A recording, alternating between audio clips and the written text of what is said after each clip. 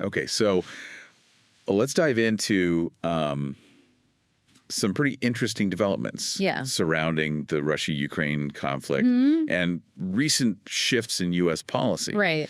You've sent over a ton of information, so we're diving deep into some insider perspectives and analysis. It seems like there's a lot of buzz around President Trump's recent statements regarding possible peace talks with Putin.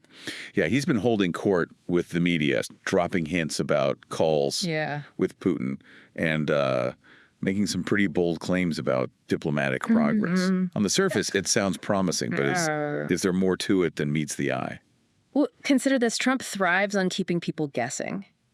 His communication style is anything but straightforward. Right. Remember, during his first term, he often used ambiguity to his advantage. Yeah. His words can be interpreted in multiple ways, and that can be a powerful tactic in negotiations. So maybe we shouldn't read too much into his public statements just yet. Exactly. It's crucial to separate his words from concrete actions. And speaking of reading between the lines, we have to consider the reactions from other key players. Right, like Ambassador Polyansky. Yes. He's a senior Russian diplomat at the UN, and when we spoke with him, he seemed completely unaware of any intense high-level talks with the U.S. That's a pretty significant detail. If you're a top Russian diplomat at the UN, you'd expect to be in the loop, right? Especially when it comes to potential peace negotiations. Yeah. This suggests that things might not be as far along as Trump is letting on. It's almost as if the Kremlin is keeping its own UN team in the dark. Right. But why would they do that? Wouldn't that make their job incredibly difficult? Absolutely. Yeah. And to add another layer of complexity, Russia doesn't currently... It's fundamental disagreement, shifting global balance. The U.S. hasn't approved the new appointee, which further hinders effective communication between the two countries. So what's the real game here? Is this a calculated move by the U.S.? Are we trying to stall for time or force Russia into making the first move? That's certainly one possibility. Yeah. The U.S. might be trying to gain a strategic advantage by maintaining this level of ambiguity. Yeah.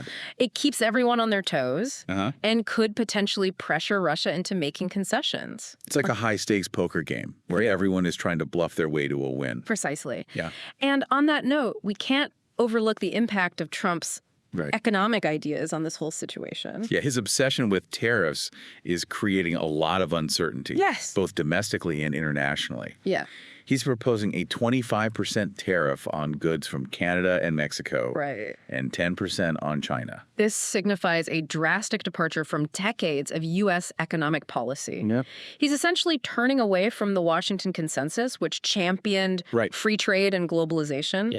This could have major repercussions for the global economy. It's a complete shakeup of the established order. And then there's General Kellogg Trump's peace envoy. Yeah. He seems to be striking a different tone compared to previous U.S. officials. Right. He's suggesting that ending the war in Ukraine is actually in the U.S. national interest. That's a significant shift. He's not pushing for specific pre-negotiated terms, which suggests a more open approach to dialogue with Russia. Right. And it seems he's advocating for a more cautious stance, moving away from the aggressive, hawkish rhetoric we've heard in the past. Okay, so let's say the U.S. is ready for dialogue. Yeah. What about the Ukrainians? Right. Are they on board with this potential shift towards peace talks? That's where things get even more complicated. Right. It's pretty clear that Zelensky and his government are firmly against any peace deal that meets Russia's conditions.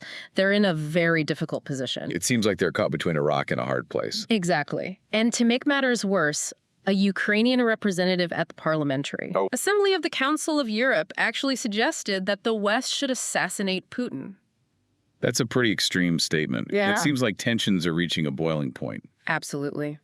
And on top of that, there are serious accusations of war crimes committed by Ukrainian forces, which adds another layer of complexity to the situation. It's like adding fuel to an already raging fire. And then you factor in Europe's internal struggles, Macron's plummeting popularity, Germany's upcoming elections.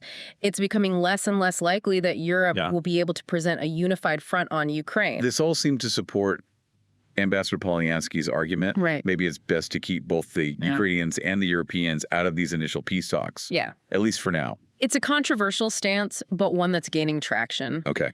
The situation is incredibly volatile, and giving Zelensky a veto over U.S. diplomacy at this stage seems counterproductive. But what about the situation on the ground in Ukraine? Yeah. The reality is pretty grim. Indeed.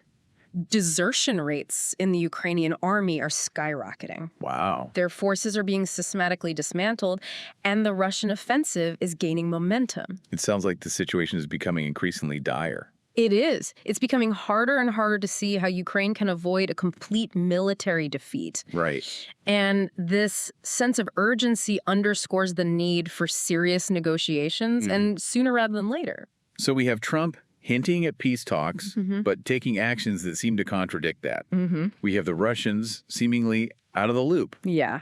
We have the Ukrainians digging in and Europe struggling to maintain unity. Right. It's a tangled web. And to further complicate things, Trump's fascination with historical economic policies is shaking things up even more. He seems to be drawing inspiration from William McKinley's presidency in the late 1800s. He keeps referencing that era, particularly McKinley's economic approach as a model for the U.S. It's as if he sees a parallel between McKinley's time and the challenges the U.S. faces today. He particularly admires McKinley's use of tariffs and his limited role for the federal government in the economy. Okay. He even mentioned that the U.S. didn't have a federal income tax back then. Right. It was funded through tariffs. Can you imagine a U.S. without federal income tax? It's a radical departure from our current system. Yeah. But Trump seems convinced that this is the path back to American economic dominance. He's essentially betting on a return to protectionism, a strategy that many economists view with skepticism. Right. He's trying to turn back the clock on globalization. Yeah. But whether this will work or backfire and trigger a global trade war is a major unknown. It's a bold gamble, that's for sure. Yeah. And then there are those rumors swirling about a secret meeting between U.S. and Russian officials in Venezuela. Oh, really? Is there any truth to that? I highly doubt it. Why would they choose Venezuela, of all places, for a top secret meeting, especially given Trump's stance on Maduro? Right. It just doesn't add up. Right. It's much more likely that Rick Grinnell's mission to Venezuela is about putting pressure on Maduro not engaging in clandestine negotiations with Russia. So we're left with more questions than answers. We have potential peace talks, a massive potential overhaul of the federal government, and a dramatic shift in economic policy. It's a lot for any administration to handle. It is. And it's important to remember that all these issues are interconnected. Right. The war in Ukraine will have major consequences for the U.S. economy and vice versa. Yeah. It's a delicate balancing act. You're right. It's like a giant game of Jenga where one wrong move could bring the whole tower down. Exactly. And the stakes are incredibly high for Trump.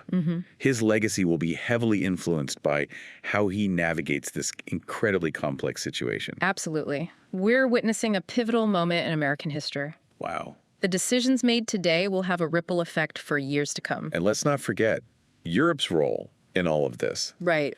It seems like they're stuck in a very precarious position. They're caught between wanting to support Ukraine and contain Russian aggression, but also being heavily reliant on Russia for energy and trade. And they're well aware of the risks of escalating the conflict. Just like they're in a tug of war between the U.S. and Russia. Exactly. And this is causing deep divisions within Europe. You have countries like the U.K. and Poland pushing for a more aggressive stance, while others like Germany and France are urging caution. Then there's the whole debate about sending peacekeepers to Ukraine. Yeah. Is that even a realistic option at this point? I think it's highly unlikely. The logistical challenges are immense. Yeah. And I just don't see the political will for it, especially among the European public. Plus, Russia would likely view it as a hostile act and wouldn't agree to it. Exactly. It could very well backfire and make the situation even worse. So if peacekeepers are off the table, what other options are there for resolving this conflict?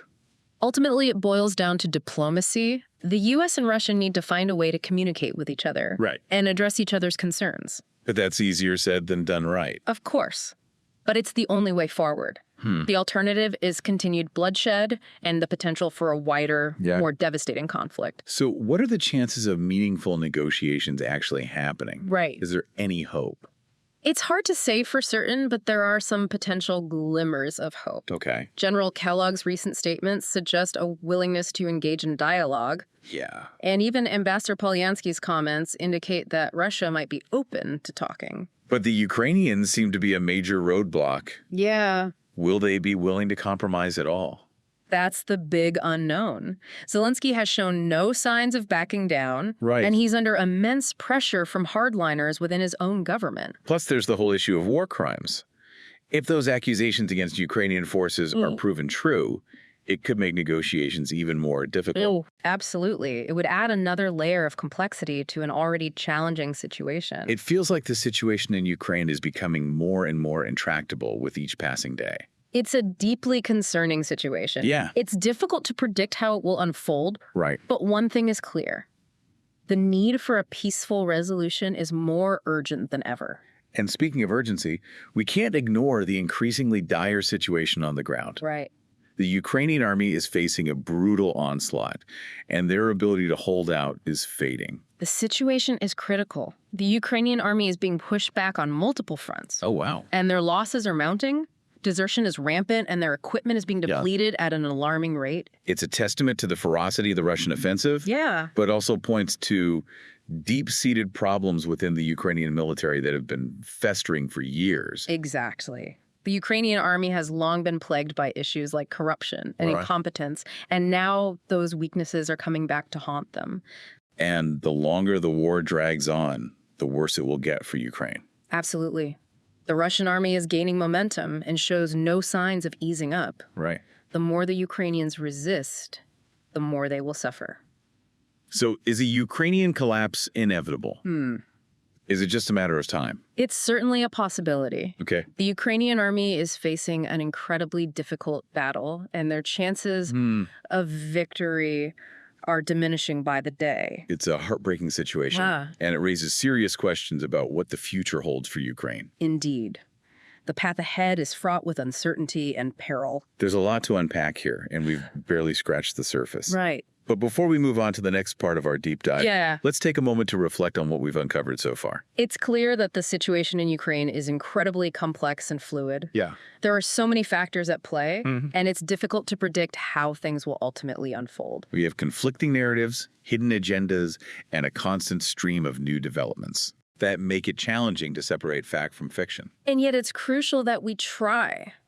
Right. We need to understand the nuances, the motivations, and the potential consequences of every action, every statement, every decision. Because the fate of Ukraine and potentially the stability of the entire world hangs in the balance. It's a reminder that we can't afford to be complacent or to simplify this complex issue. Right. We need to remain vigilant, informed, and engaged. You're absolutely right. It's like trying to piece together a puzzle where the pieces are constantly changing shape. And speaking of changing shapes, let's turn our attention to the situation on the ground. Okay. Specifically, the Russian offensive in the south seems to be gaining momentum. Indeed. They've been pushing westward along the coast, making steady progress toward the strategic port city of Odessa. Odessa is a vital economic and military hub for Ukraine. Right. It's not hard to see why Russia would want to capture it. Exactly. And they seem to be implying a multi-pronged approach. They've already seized control of several key towns and cities along the coast. Right. They're bombarding Odessa with artillery and missiles, utilizing their naval superiority to blockade the port and launching airstrikes against Ukrainian positions. It sounds like they're tightening the noose around Odessa. They are. And there are even reports that they're using special forces to infiltrate the city, sowing chaos and confusion among the defenders. The Ukrainians are facing a tough battle on multiple fronts. Yeah. But they're known for their resilience. Mm-hmm. Do you think they can hold out? It's hard to say. They're outnumbered, outgunned, and facing dwindling supplies. Right. Morale must be a major concern for them at this point. It's got to be incredibly difficult to maintain hope when you're constantly bombarded and under siege. Absolutely. And the Russians are relentlessly exploiting every weakness they can find. Yeah. This is a battle that will likely determine the course of the war in the South. And while the military strategists analyze the moves and countermoves, we can't forget the people caught in the middle of all this. You're right. The citizens of Odessa are facing a dire situation. Right. They're running out of food, water, and medicine. Oh, wow. They're living in constant fear, never knowing what each day will bring. It's a humanitarian crisis unfolding in real time. And it's not just happening in the South. Right. The northern front is also incredibly precarious. Okay. The Russians are pushing southward from Belarus towards Kyiv. Kyiv, the capital of Ukraine. It's hard to believe that a major European capital is now under threat of invasion. It's a chilling thought. And the Russians are already within striking distance. Wow. They've captured several key towns and cities along the way, utilizing their air power to bombard Ukrainian positions. It seems like they're employing similar tactics to what we're seeing in the South. Right. A combination of brute force and strategic maneuver. Exactly. And they seem to be making steady progress. The Ukrainians are putting up a fight, but they're facing overwhelming odds. They're outnumbered, outgunned, and struggling to maintain supplies and morale as the Russian threat looms ever closer. It sounds like they're being squeezed from multiple directions. They are. And the Russians are experts at exploiting those weaknesses. They're using their superior firepower and maneuverability to devastating effect, employing a wide range of tactics, from conventional warfare to cyber attacks and information warfare. It's a multi-pronged assault that's putting immense strain on the Ukrainian military. So is Kyiv destined to fall?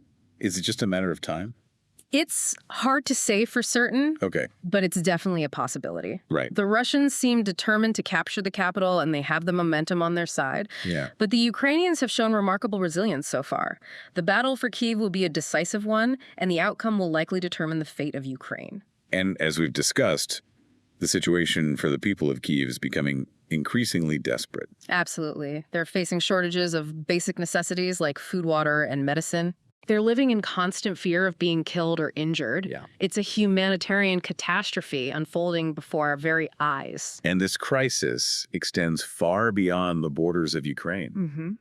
The world is watching with bated breath as this conflict unfolds. Indeed.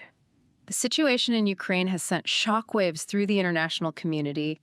There's a lot of uncertainty about how to respond and a deep sense of alarm at the potential consequences of this conflict. It's a stark reminder that peace is fragile, and the world is a much more interconnected place than we often realize. Absolutely. The ripple effects of this conflict are already being felt globally, from the economic fallout to the heightened tensions between nations. You're right. The war in Ukraine is not just a regional conflict. It has profound geopolitical implications that extend far beyond the borders of Ukraine. It has shaken the foundations of the post-Cold War order and raised serious questions about the future of global security. It's a wake-up call for the international community, reminding us that peace is not guaranteed and we must actively work to prevent future conflicts. And speaking of the international community, let's dive into the diplomatic efforts that are being made to resolve this conflict. Right.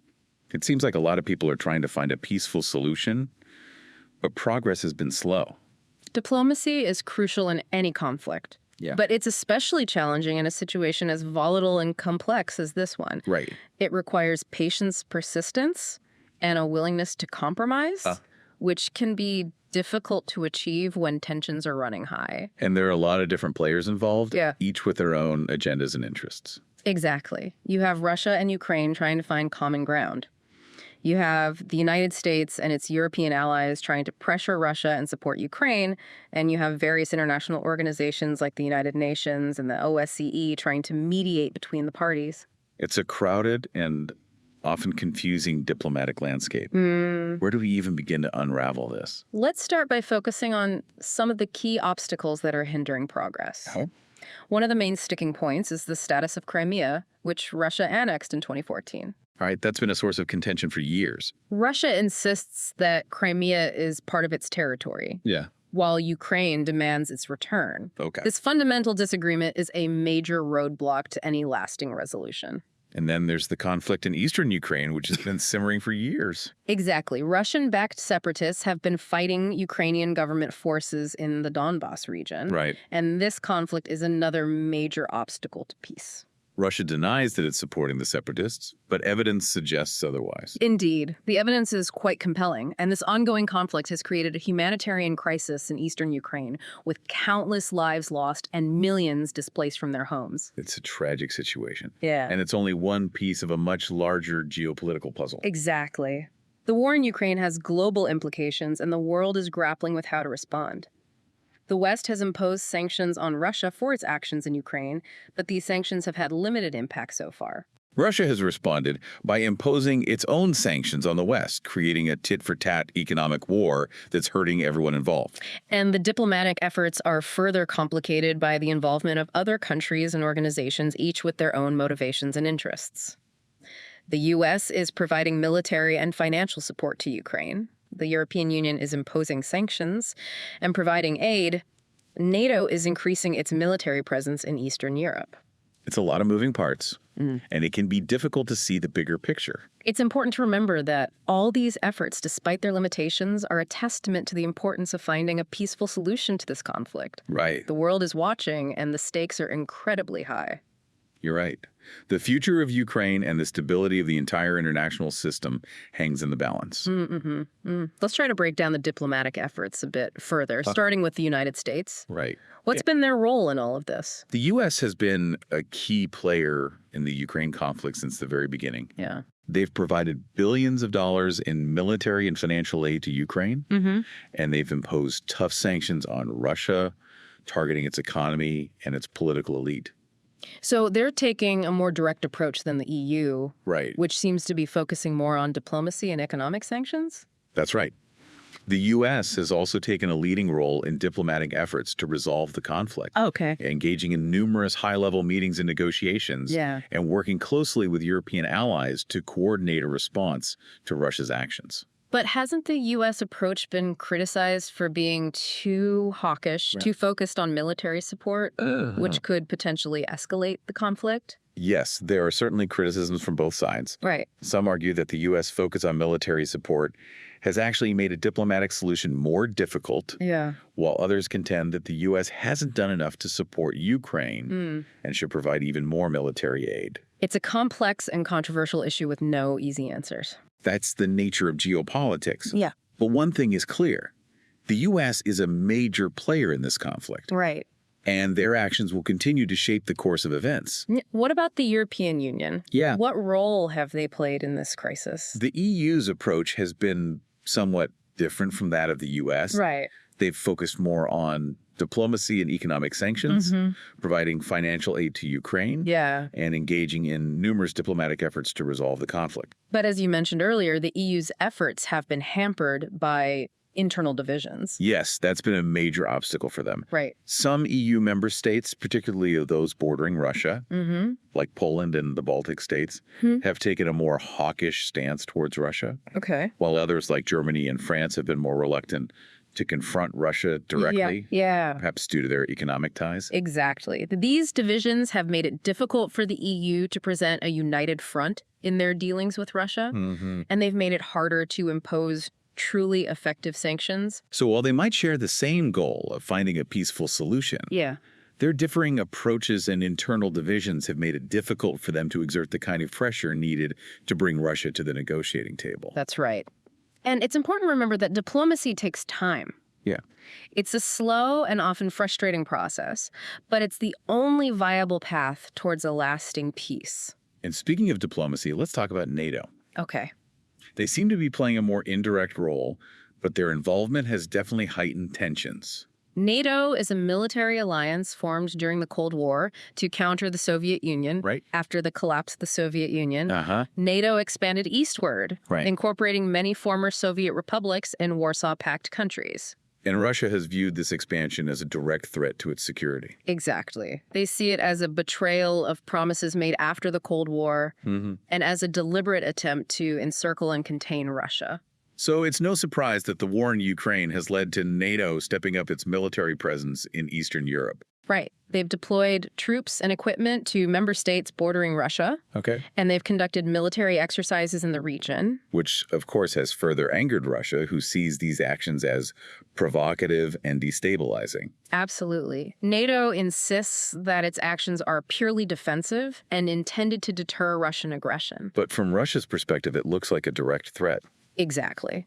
And this increased NATO presence in Eastern Europe has undoubtedly made a diplomatic solution to the conflict in Ukraine more difficult. So we have this complex web of diplomatic efforts with the U.S., the EU, and NATO all playing their part. Right. But what about the role of international organizations like the United Nations? The UN has been involved in the Ukraine conflict from the very beginning. Okay. They've condemned Russia's actions, called for a peaceful resolution, and provided humanitarian aid to Ukraine. They've also sent observers to monitor the situation on the ground. But haven't their efforts been hampered by Russia's veto power in the Security Council? Yes, that's been a major obstacle for them. Russia has used its veto power to block resolutions that are critical of its actions in Ukraine, frustrating efforts to find a diplomatic solution and raising questions about the UN's ability to deal with major international crises effectively. So despite their best efforts, it seems like the UN has been somewhat sidelined in this conflict. To some extent, yes. But they're still playing a role in trying to mediate between the parties and provide humanitarian assistance. There's another organization involved that's worth mentioning, the Organization for Security and Cooperation in Europe, or OSCE. The OSCE, I'm not as familiar with them. What's their role in this conflict? The OSCE is a regional security organization that includes 57 participating states from Europe, North America, and Central Asia. They've been involved in the conflict since its outbreak, playing a key role in trying to mediate between the parties. So they're more focused on facilitating dialogue and de-escalating the conflict on the ground. Exactly. They've deployed observers to monitor the ceasefire in eastern Ukraine and have facilitated dialogue between the Ukrainian government and the Russian-backed separatists. But haven't their efforts also been hindered by Russia's lack of cooperation? Unfortunately, yes. Russia has repeatedly denied access to OSCE observers and has been accused of obstructing their work. It seems like a recurring theme in this conflict. Whenever there's an attempt to find a peaceful solution or to monitor the situation on the ground, Russia finds ways to obstruct those efforts. That's a valid observation, and it underscores the deep mistrust that exists between Russia and the West. So we have a lot of diplomatic initiatives happening, but they're all facing significant challenges. It's hard to imagine a path toward peace when there's so much mistrust and conflicting interests at play. It's a daunting task, but it's essential that we don't give up hope. Diplomacy is a long and winding road, and there will inevitably be setbacks along the way. But the alternative, a protracted and bloody conflict, is simply too terrible to contemplate. It seems like this conflict has really been a catalyst for change in the global energy landscape. It has indeed. The war in Ukraine has pushed the issue of energy security to the forefront and accelerated the shift towards renewable energy. However, it's important to acknowledge that this transition faces its own set of challenges. What are some of the major hurdles that need to be addressed? Well, for starters, there's the need for massive investment in new infrastructure. We're talking about building out renewable energy generation, transmission, and storage capacity on a global scale. That requires significant financial resources and political will. It's a monumental task, that's for sure. What other challenges stand out? The intermittency of renewable energy sources is another big one. Solar and wind power, for example, are dependent on weather conditions, which means their energy output can fluctuate. So we need to develop better ways to store energy generated from renewable sources so we can use it even when the sun isn't shining or the wind isn't blowing. Exactly. Energy storage technology is a key piece of the puzzle, and there's a lot of research and development happening in this area. But we also need to consider the political and economic resistance from vested interests. You're talking about the fossil fuel industry and those who benefit from the status quo. Precisely. They have a lot to lose from a transition to renewable energy, and they're likely to push back against these changes. Overcoming these challenges will require sustained effort and collaboration from governments, businesses, and individuals. It's a global effort that demands collective action. But it's encouraging to see that the war in Ukraine has demonstrated that the transition to renewable energy is not only necessary, but also increasingly achievable. It's a positive development in an otherwise bleak situation. And speaking of the broader implications, we need to discuss how this war is impacting the future of the global order. It's a sobering thought that this conflict has shaken the very foundations of the post-Cold War order, raising fundamental questions about the future of international relations and the rules-based international system that has governed global affairs for decades. The war has exposed the limitations of international institutions like the United Nations in preventing and resolving conflict. It's also accelerated the trend towards a more multipolar world where power is more diffuse and competition is more intense. So instead of a world dominated by one or two superpowers, we're moving towards a more fragmented system with multiple centers of power vying for influence. Exactly. And this presents new challenges for global governance and international cooperation. The rules of the game are less clear, and there's a greater risk of miscalculation and conflict. It's a more uncertain and unpredictable world, that's for sure. But amidst all this uncertainty, there seems to be a renewed focus on the importance of values and principles in international relations. You're right. The West has rallied in support of Ukraine and condemned Russia's aggression, emphasizing the importance of democracy, human rights, and the rule of law. It's a reminder that shared values can be a powerful force for unity and collective action. However, it's also important to acknowledge the hypocrisy that sometimes exists within the West's stance on these issues. There have been instances where the West has turned a blind eye to human rights abuses and violations of international law when it has served their own interests.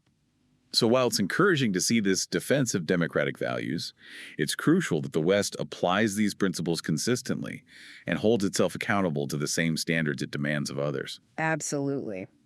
Consistency and accountability are essential if the West wants to be seen as a credible champion of democracy and human rights.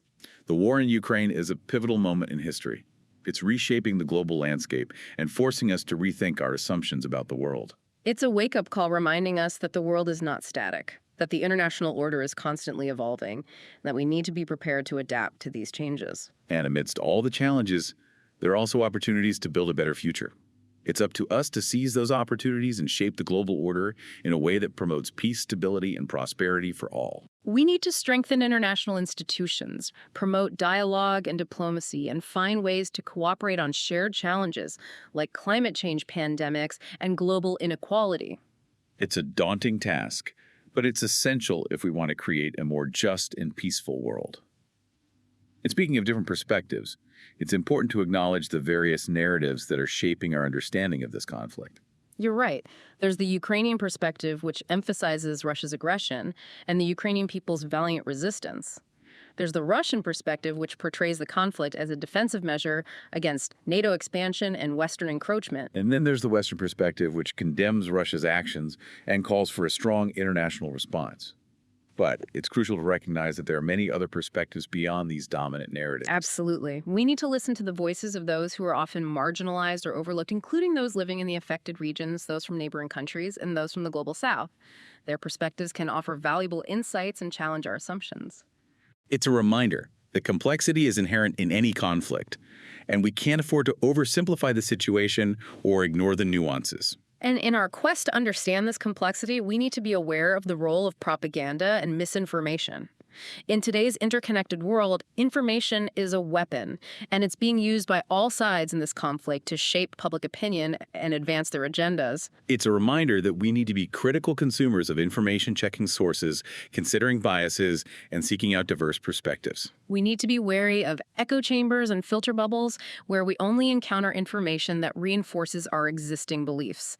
It's essential to engage in respectful dialogue, even with those who hold different views. And to recognize that truth is often elusive, especially in the fog of war. To truly understand this conflict, we need to delve into its historical context, recognizing that the war in Ukraine is not simply a product of recent events, but is rooted in a long and complex history. Ukraine and Russia share deep cultural and historical ties, but their relationship has also been marked by conflict and tension. Ukraine has long been a battleground between East and West, caught between the competing interests of its powerful neighbors. It's been a crossroads of empires, cultures, and ideologies, which has shaped its unique identity and its often turbulent history. Understanding this history is essential to understanding the current conflict.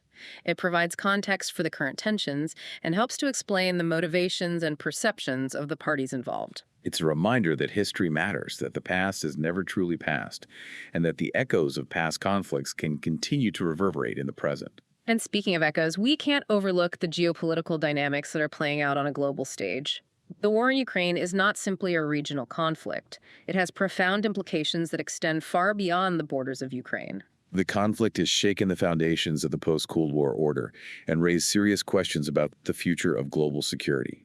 At the heart of this geopolitical struggle lies the question of Ukraine's alignment. Russia views Ukraine as a vital buffer state and is determined to prevent Ukraine from joining NATO or the European Union.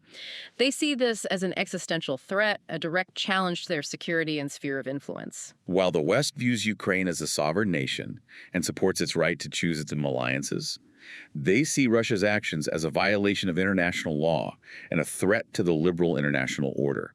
This fundamental disagreement over Ukraine's future has created a dangerous standoff between Russia and the West, a clash of ideologies and geopolitical ambitions.